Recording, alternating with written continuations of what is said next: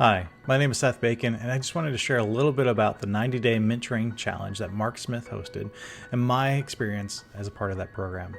First, I was very surprised at the number of people that were in the program from around the world. Mark Smith had this incredible ability to draw people from around the world, from different levels, from different areas and walks of life into this challenge. And so seeing their post and their experience and their journey was really encouraging to me. These are also my peers from around the world. They had opportunity to interact with people I never would have met otherwise.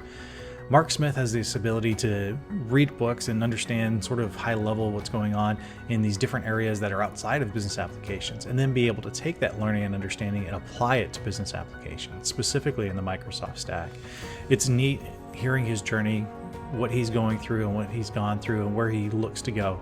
He shares part of himself and what his vision is for his journey.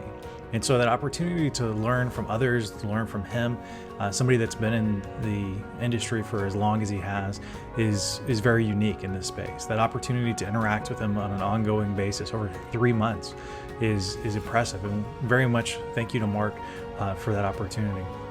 One of the things he talks about, and the biggest takeaway that I had, is having that brand consistency. With the name Bacon, you have to lean into it. And so created the Bacon Bites. And Mark really helped sort of drive home, what does it mean to have that online presence? How do you be known in the space? And how do you find that niche and find what you enjoy doing? And then it's just an outflow of enjoyment, and it's no longer work.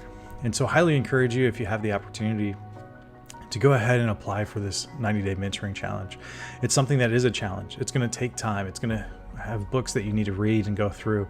And if you really fully invest into it, it's an impressive benefit that you get out of it. So again, thank you to Mark. And if you're considering this challenge, highly recommend it that you put in the time.